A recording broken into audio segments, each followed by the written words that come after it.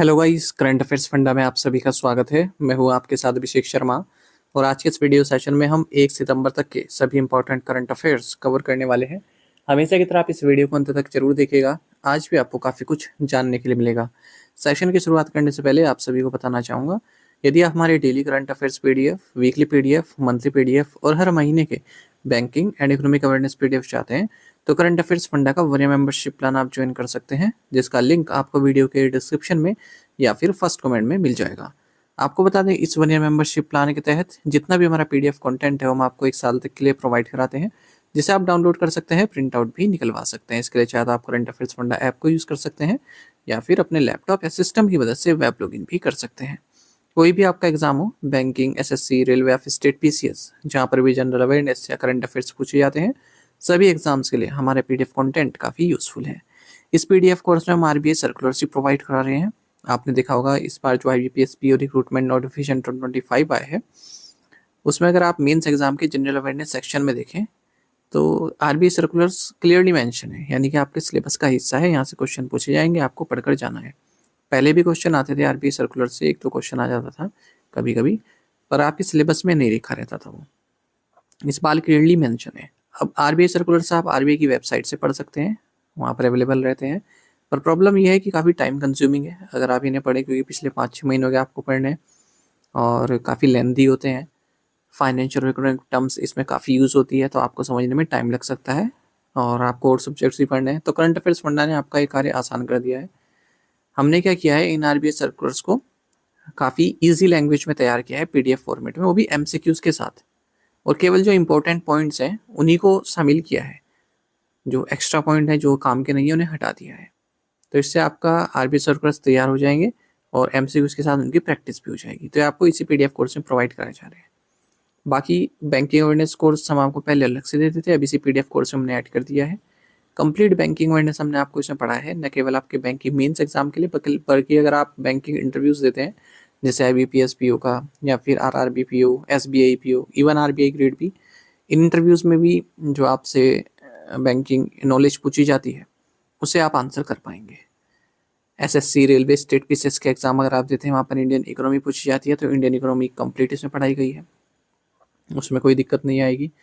Insurance से संबंधित dedicated chapter दिया गया है, जिससे इंश्योरेंस के बेसिक्स आपके क्लियर हो जाएंगे। तो ए टू जेड सब कुछ आपको एक ही कोर्स में मिल रहा है, बैंकिंग भी, आरबी सर्कुलर्स भी, इंडियन इकोनॉमी भी, ठीक है, इंश्योरेंस भी, और वो भी 1 साल की वैलिडिटी के साथ। तो वन टाइम पेमेंट आपको करना और 1 साल तक आप करंट अफेयर्स से प्राप्त होते रहेंगे, हर महीने अपडेट होते हैं। जितने भी आप एग्जाम देंगे साल भर में, जनरल अवेयरनेस या करंट अफेयर्स जिन्हें पूछी जाती है, वहाँ पर केवल यही मटेरियल आपका इनफ रहेगा। मिलेगा कहाँ पर? करंट अफेयर्स फंडा ऐप पर। ऐप का लिंक वीडियो के डिस्क्रिप्शन में दिया गया है और फर्स्ट कमेंट में भी पिन कर दिया गया है।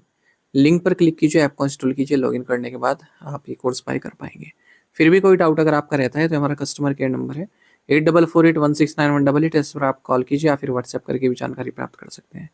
तो बिना किसी देरी के शुरुआत करेंगे इस वीडियो सेशन की।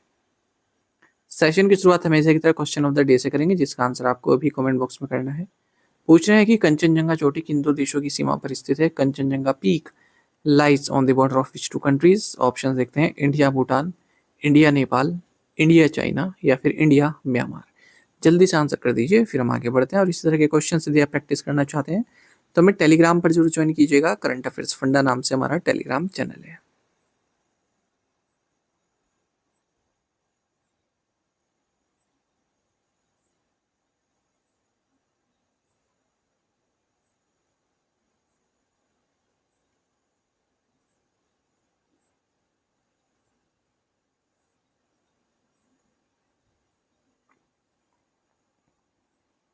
Who has been appointed as the executive director at the IMF for a period of 3 years by the government of India? Bharat सरकार ने 3 वर्ष की अवधि के लिए आईएमएफ में कार्यकारी निदेशक के रूप में किसे नियुक्त किया है? ऑप्शंस आपके सामने हैं। सही आंसर ऑप्शन ए है, Urjit Patel. Government of India ने former Reserve Bank of India governor Urjit Patel को अपॉइंट किया है एग्जीक्यूटिव डायरेक्टर के तौर पर इंटरनेशनल मॉनेटरी फंड में 3 साल की अवधि के लिए, और इस पोजीशन पर ये केवी सुब्रमण्य को रिप्लेस करेंगे। वो इससे पहले इस पद पर थे, इंटरनेशनल मॉनेटरी फंड में एग्जीक्यूटिव डायरेक्टर थे। 3 साल का टेन्योर इनका भी था, लेकिन 6 महीने पहले इन्होंने इस्तीफा दे दिया था, इनको गवर्नमेंट ने टर्मिनेट कर दिया था। IMF का जो एग्जीक्यूटिव बोर्ड है उसमें 25 डायरेक्टर्स होते हैं। अलग सब मेंबर्स कंट्रीज अपने अपने एग्जीक्यूटिव डायरेक्टर्स भेजते हैं। ग्रुप ऑफ कंट्रीज होते हैं, ग्रुप बने रहते हैं। जैसे भारत जिन 4 कंट्री से ग्रुप है उसमें भारत है, बांग्लादेश है, श्रीलंका और भूटान है। मिस्टर पटेल 24th गवर्नर थे RBI के। 2016 में अपॉइंट हुए थे रघुराम राजन के बाद। इन्होंने भी पहले ही अपना अचानक से इस्तीफा दे दिया था 2018 में। Which organization paid a dividend check of rupees 7,324.34 crore to the finance minister for fiscal year 2024-25? किस संगठन ने वित्त वर्ष 2024-25 के लिए वित्त मंत्री को 7,324.34 करोड़ रुपए का लाभांश चेक दिया? राइट आंसर ऑप्शन सी है life insurance corporation of India, LIC। Life insurance corporation of India यानी कि LIC ने डिविडेंड चेक दिया है 7,324.34 करोड़ रुपए का फाइनेंस मिनिस्टर निर्मला सीतारमण को 2024-25 फाइनेंशियल ईयर के लिए। और ये cheque finance minister Nirmala Sitharaman को दिया गया है LIC के CEO and MD R Doraiswamy के द्वारा। इस मौके पर डिपार्टमेंट ऑफ फाइनेंशियल सर्विसेज के सेक्रेटरी M नागराजू भी मौजूद रहे। LIC 69 ईयर्स कंप्लीट कर रहा है और इंश्योरेंस सेक्टर में मार्केट लीडर है भारत में। इसका जो एसेट बेस है ये 56.23 लाख करोड़ रुपीस का है। After the appointment of justice Alok Aradhe and Vipul M Pancholi, how many जजेस are currently serving in the Supreme Court? न्यायमूर्ति आलोक आराधे और न्यायमूर्ति विपुल M पंचोली की नियुक्ति के बाद वर्तमान में सर्वोच्च न्यायालय में कितने न्यायाधीश कार्यरत हैं?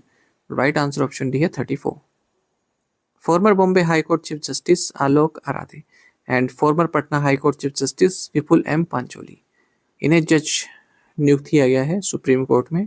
Chief justice of India BR Gavai ने इन्हें पद की शपथ दिलाई है।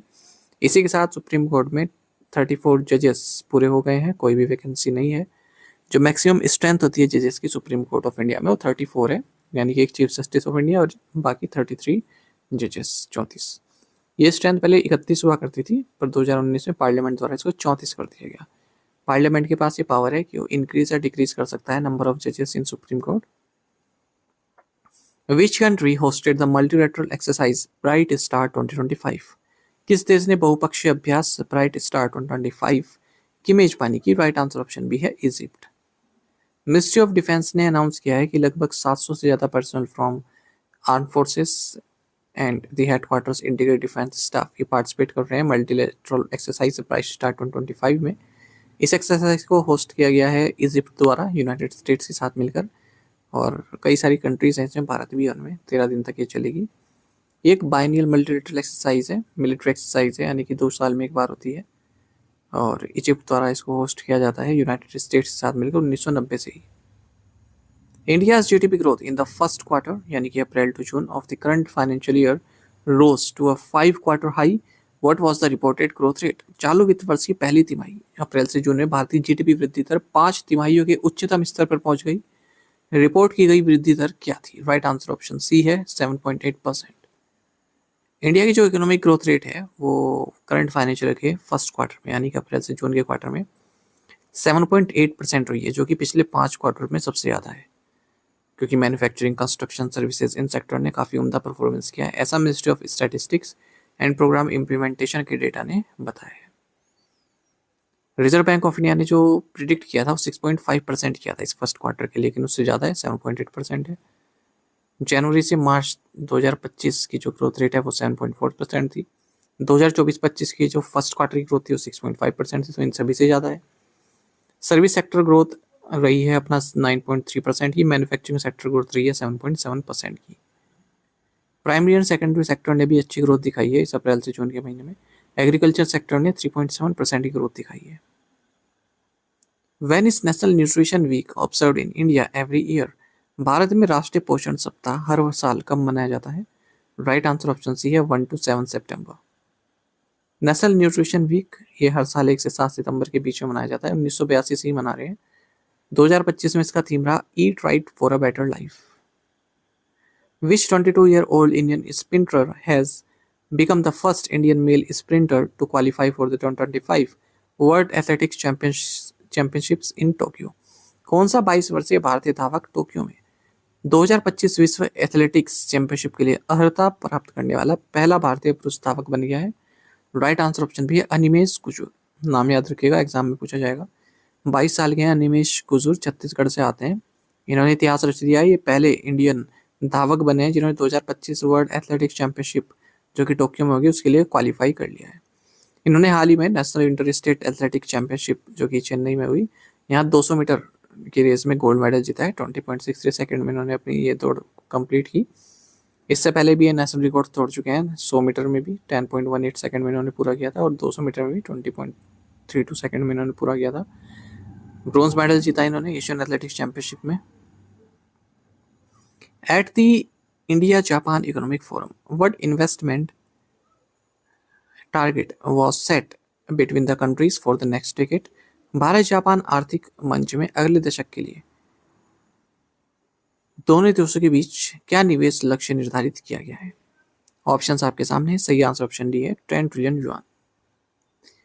India Japan economic forum Tokyo में हुआ है। जापान ने अनाउंस किया है कि हम भारत में अगले एक दशक में 10 ट्रिलियन युआन का इन्वेस्टमेंट करेंगे। Ministry of environment, forest and climate change, government of India ने मेमोरेंडम ऑफ कोऑपरेशन साइन किया है गवर्नमेंट ऑफ जापान के साथ जॉइंट क्रेडिट मैकेनिज्म के लिए। Joint credit mechanism article 6.2 Paris agreement के तहत है, जो कि UNFCCC द्वारा ब्रोकर्ड किया गया था। और ये green energy focus for a better future का एक इम्पोर्टेंट एरिया है जो इंडिया और जापान जिसमें कोऑपरेट कर रहे हैं। साथ ही 10 साल तक भारत और जापान 8 सेक्टर में कार्य करेंगे। Economic partnership, economic security, mobility, ecological sustainability, technology innovation, health, people to people and state prefecture engagements. Who won the gold medal in the men's 79 kg category at the Commonwealth Weightlifting Championships in Ahmedabad? Ahmedabad में राष्ट्रमंडल Bharat तोलन championship में पुरुषों के 79 kilogram वर्ग में स्वर्ण पदक किसने जीता? राइट आंसर ऑप्शन बी है Ajay Babu Valluri. Commonwealth weightlifting championship में अजय बाबू वल्लूरी इन्होंने गोल्ड मेडल जीता है अहमदाबाद में। मेंस 79 kg कैटेगरी में अजय बाबू ने 335 किलोग्राम लिफ्ट किया। इस तरह से कॉमनवेल्थ गेम्स के लिए क्वालिफाई हो गए हैं जो अगली बार ग्लासगो में होगा। विमेन 69 kg फाइनल में हरजिंदर कौर ने ब्रॉन्ज मेडल जीता है। 222 किलोग्राम इन्होंने हटाया। ये 30वां एडिशन था इस चैंपियनशिप का। Which company signed a 15 year sales and purchase agreement with Indian oil corporation for LNG supply? किस कंपनी ने LNG आपूर्ति के लिए इंडियन ऑयल कॉर्पोरेशन के साथ 15 साल का बिक्री और खरीद समझौता किया है? राइट आंसर ऑप्शन डी है Abu Dhabi national oil company. Abu Dhabi national oil company ने 15 साल का sales and purchase agreement sign किया है इंडियन ऑयल कॉर्पोरेशन के साथ, जिसके तहत 1 मिलियन टन्स पर एनम की सप्लाई की जाएगी लिक्विफाइड नेचुरल गैस की इंडियन ऑयल कॉर्पोरेशन को। LNG will be delivered to ports across India, supporting the country's growing energy demand and enhancing its energy security. Who was dismissed from the post of Prime Minister of Thailand by the Constitutional Court in 2025? संवैधानिक न्यायालय ने Thailand के प्रधानमंत्री पद से किसे बर्खास्त कर दिया? राइट आंसर ऑप्शन डी है पेटोंगटान सिनावात्रा। थाईलैंड के कॉन्स्टिट्यूशनल कोर्ट ने प्राइम मिनिस्टर पेटोंगटान सिनावात्रा को बर्खास्त कर दिया इनके ऑफिस से। एथिक्स वायलेशन इन्होंने किया है, केवल 1 साल ये पावर में रही। 39 साल की आई और कंट्री की यंगेस्ट प्राइम मिनिस्टर रही और इन्हीं की फैमिली से कई लोग बने हैं। 6th आए अपनी फैमिली से, सिनवात्रा फैमिली से, जिन्हें या तो मिलिट्री द्वारा या फिर कोर्ट द्वारा भगा दिया गया। Reliance Industries chairman Mukesh Ambani announced an AI focused joint venture with which company?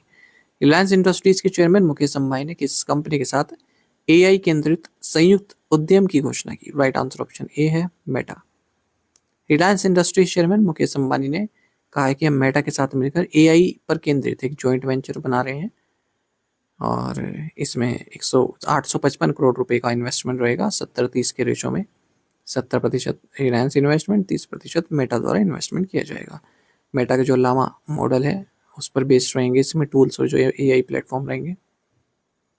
What was the theme of BRICS CCI health care summit 2025?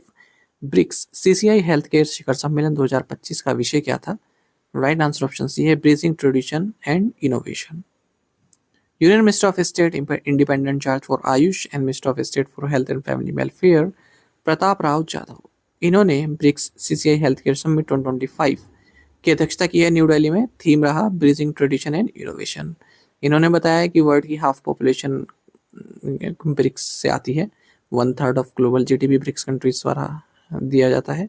1/5 of world trade BRICS countries द्वारा किया जाता है। Recently, the Department of Post signed an MOU with which company for the development of DCPIN? हाल ही में डाक विभाग ने DCPIN के विकास के लिए किस कंपनी के साथ एक समझौता ज्ञापन पर हस्ताक्षर किए? राइट आंसर ऑप्शन डी है मैप माइंड या Mappls. Department of post ministry of communication ने MOU साइन किया मैप माइंड या मैपल्स के साथ।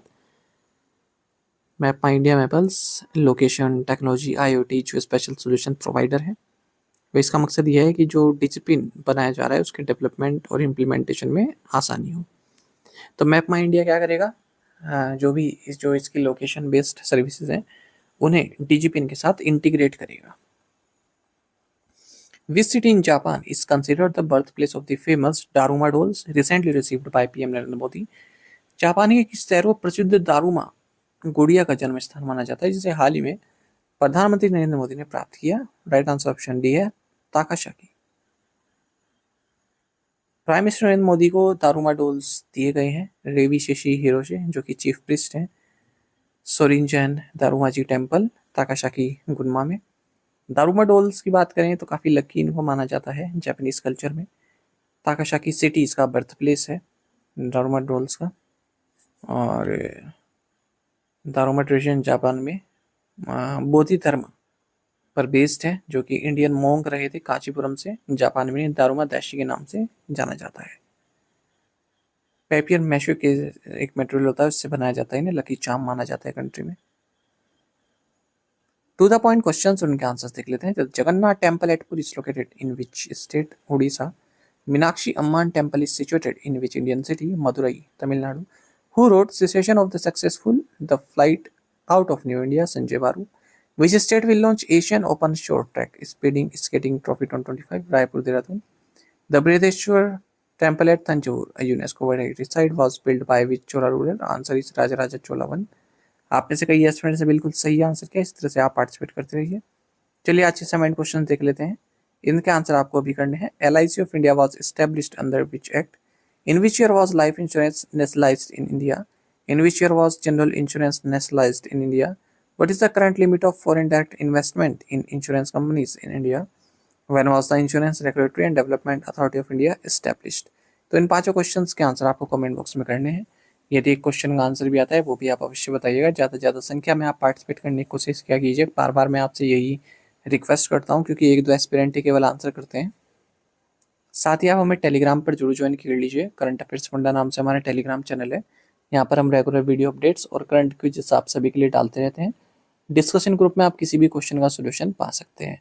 कई सारे क्विज़ में मिलते हैं आपको। कोई जॉब रिलेटेड नोटिफिकेशन आता है वो भी आपको पता चल जाता है। कोई एडमिट कार्ड या फिर एग्ज़ाम डेट डिक्लेयर होती है वो भी हम आपको इस ग्रुप में बता देते हैं। चलिए थैंक यू गाइस।